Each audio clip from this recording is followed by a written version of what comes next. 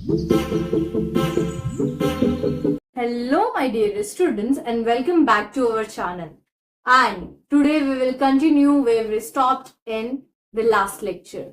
अब देखो यहाँ पे हमने स्टार्ट किया था life process in living organism, और मैंने आप लोगों को फूड कंपोनेंट्स के बारे में बताया था कि हमारे फूड कंपोनेंट्स में क्या होता है, उसे कौन हमारे पूरे सेल्स तक लेके जाता है, कौन से न्यूट्रिएंट्स होते हैं, दैट इज मैक्रोन्यूट्रिएंट्स, माइक्रोन्यूट्रिएंट्स, और इन सब के नाम क्या है।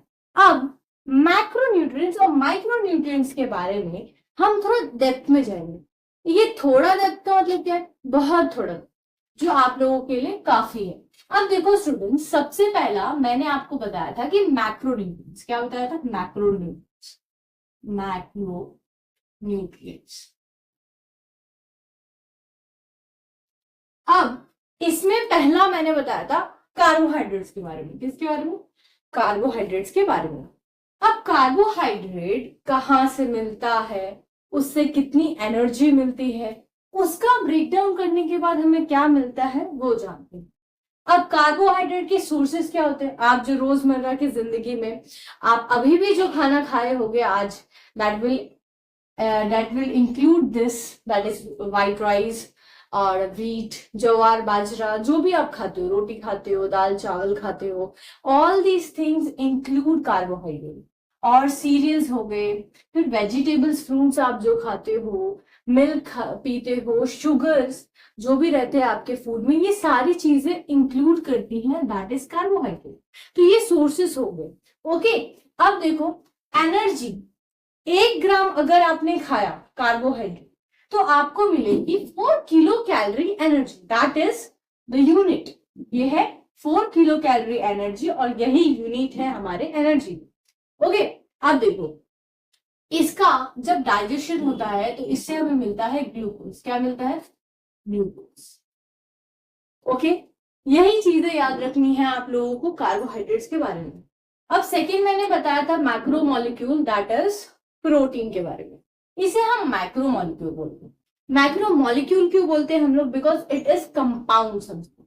कंपाउंड सब्सटेंस ऐसे होते हैं जो एक सब्सटेंस से नहीं बने, वो बहुत सारे सेम यूनिट्स एक साथ जब आते हैं तब बनते हैं। जैसे कि मैंने इससे पहले वाले लेक्चर में बताया था कि बहुत सारे अमीनो एसिड्स जब एक साथ जोड़े जाएंगे तब हमारा बनेगा प्रोटीन।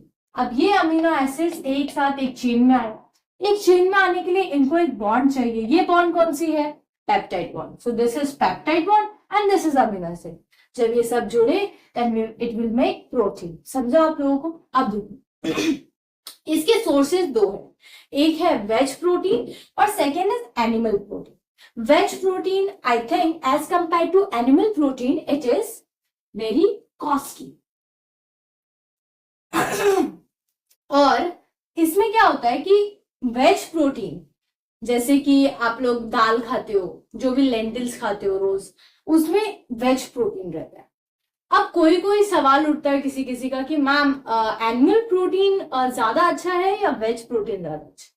अब देखो क्या होता है, मेरे हिसाब से वेज प्रोटीन कंपैरिजन किया जाए तो एनिमल प्रोटीन बहुत ज्यादा अच्छा है जो नॉनवेज खाते हैं उनके लिए। बट होता क्या है कि वेज प्रोटीन में आप कोई भी चीज उठाओ, जैसे आप दाल खाएं तो दाल में समझो 40% अगर प्रोटीन रहा तो 60% कार्बोहाइड्रेट रहेगा, जो आपकी बॉडी के लिए इतना ज्यादा अच्छा नहीं है। इतना ज्यादा कार्बोहाइड्रेट, देखो जैसे आप प्रोटीन खा रहे हो, एनिमल प्रोटीन कैसा है, उसमें ज्यादा मात्रा होती है प्रोटीन की, ज्यादा। कम खाओगे तो भी आप इतना सा भी पीस लोगे ना, that will contain 60% of protein, ऐसे एज कंपेयर टू कार्बोहाइड्रेट। इसीलिए एनिमल प्रोटीन में ज्यादा आपको प्रोटीन की मात्रा मिलेगी और वेज में कैसा है, कम प्रोटीन की मात्रा मिलेगी, ज्यादा आपको कार्बोहाइड्रेट्स मिलेंगे। अब इन दोनों के कंपैरिजन में एनिमल प्रोटीन को हम इसलिए बोलते हैं फर्स्ट क्लास प्रोटीन। अब देखो सेकेंड थिंग, इसमें भी एनर्जी का वही है, आपको क्वांटिटी सेम मिलने वाली है, that is 1 gram of protein will contain 4 kilo calorie of energy. अब प्रोटीन प्रोटीन बच्चा, अगर आप प्रोटीन को डाइजेस्ट कर रहे हैं, अगर आप प्रोटीन को डाइजेस्ट करोगे, इट विल ब्रेक डाउन। अगर वो ब्रेक डाउन हो रहा है तो प्रोटीन बनी किससे? अमीनो एसिड से। तो अगर मैं उसे ब्रेक डाउन करूं तो हमें क्या मिलेगा? Amino acids. ओके, अब हमारी बॉडी को डाइजेशन के बाद अमीनो एसिड्स मिले। अब इस अमीनो एसिड्स का हम क्या बनेंगे? हम करेंगे क्या, हमारी बॉडी में जितने भी ऑर्गन्स हैं उसमें कैसा है, उसमें प्रोटीन्स हमें चाहिए, हमें रिक्वायरमेंट है, बट वो प्रोटीन्स हम बनाएंगे किससे? जो अमीनो एसिड्स हमें कंज्यूम करने से मिले। समझे आप लोग? जो आपने खाया, समझो आपने मीट खाया या फिर दाल खाई, ओके, आपको प्रोटीन मिला। अब वो प्रोटीन डायरेक्टली आप डाइजेस्ट नहीं करने वाले, या उस प्रोटीन को सीधा सीधा ऑर्गन्स के लिए यूज नहीं करोगे। आप क्या करोगे? उसे डाइजेस्ट करोगे, पेट में आने के बाद वो डाइजेस्ट होगा, डाइजेस्ट होने के बाद उसका ब्रेकडाउन होगा, ब्रेकडाउन होने के बाद हमें मिलेगा अमीनो एसिड्स। अमीनो एसिड्स को आप क्या करोगे? उन अमीनो एसिड्स का यूज करके हम बनाएंगे उससे प्रोटीन। वो प्रोटीन हमारे पूरे बॉडी में अलग अलग ऑर्गन्स के लिए अलग अलग काम करेगा।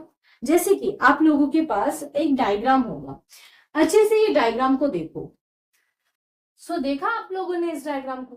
तो मैंने जैसे कि बताया कि प्रोटीन से अमीनो एसिड डाइजेस्ट करेंगे, अमीनो एसिड जो हमें डाइजेशन के बाद मिला, उस अमीनो एसिड का हम बॉडी ऑर्गन में प्रोटीन्स बना करेंगे।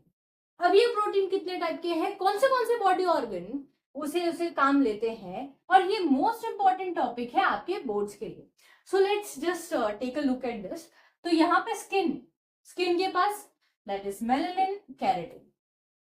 जो आप लोगों का शेड है, आप गोरे हो, काले हो या कम काले हो, डार्कर शेड है, लाइटर शेड है, वो सिर्फ और सिर्फ मेलानिन के लिए। कौन सा प्रोटीन इसके लिए रिस्पॉन्सिबल है? मेलानिन। अब keratin that is in your hairs, बालों को। बोन्स में ओसिन, बोन्स में ओसिन। सेल में cell membrane protein. Cell membrane क्या होती है? ये सेल है आपका और ये है उसकी cell membrane, okay. Then pancreas, इधर एंजाइम्स भी है, एंजाइम्स में भी प्रोटीन।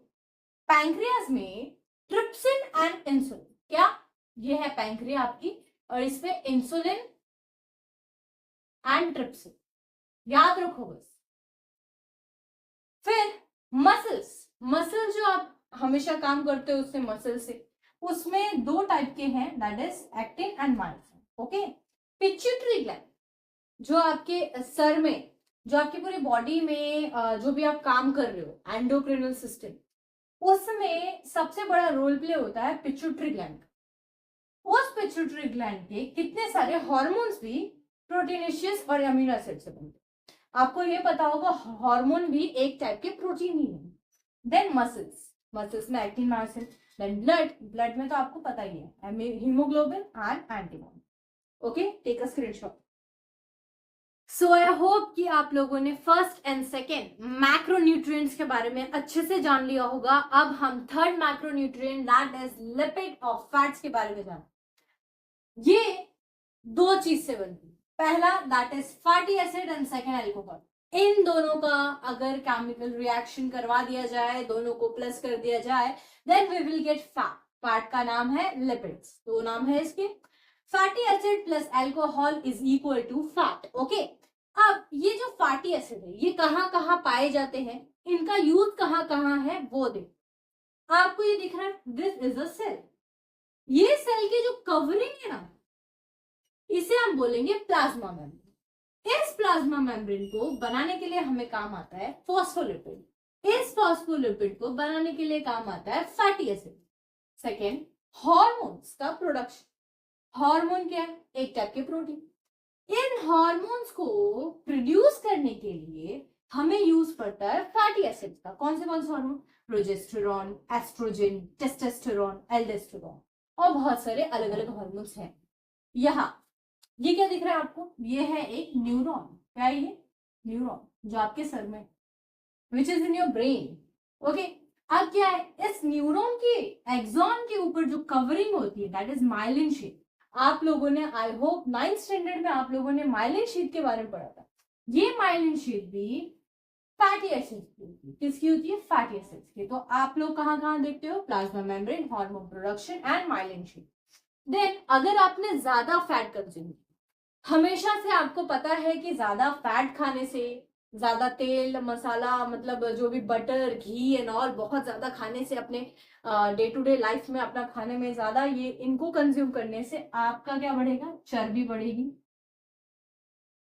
चर्बी बढ़ने वाली है, चर्बी बढ़ेगी। और ये कैसे बढ़ती है, जैसे एक्सेस ऑफ लिपिड हो गया तो वो स्टोर कहाँ होगी, उसको स्टोर करने के लिए हमारे पास टिश्यूज है। ये टिश्यूज कौन से है, connective tissue, that is adipose connective tissue.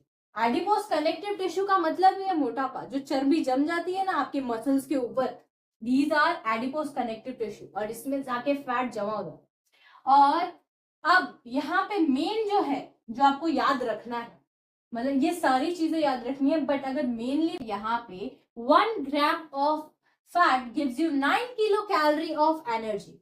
और इससे पहले भी 2 मैक्रोन्यूट्रिएंट्स पढ़े थे, that is carbohydrate and proteins. ये दोनों ही कितना कैलोरी देते हैं हम लोगों को, 1 gram is equals to 4 kilo calorie energy. तो मिस एनर्जी और कैलोरीज भी हमारे यही ज्यादा रखता है, हाँ रखता है। और ये तीनों के तीनों चीज आपको याद होनी चाहिए अच्छे से, because it will be asked in your papers, it is more important here. Take a screenshot, then we will jump to the next topic, that is micronutrients. Students, अब हम लोगों ने मैक्रोन्यूट्रिएंट्स के बारे में अच्छे से जान लिया है। अब हम पढ़ेंगे माइक्रोन्यूट्रिएंट्स के बारे में। किसके बारे में, माइक्रोन्यूट्रिएंट्स के बारे में हमें पढ़ना है। तो मिस माइक्रोन्यूट्रिएंट्स आपने क्या बताए थे, क्या बताया था मैंने, विटामिन्स मिनरल्स। विटामिन्स क्या होता है कि कुछ नहीं है, एकदम simple, that is group of chemical compounds. कोई भी केमिकल कंपाउंड के ग्रुप को हम बोलेंगे विटामिन्स।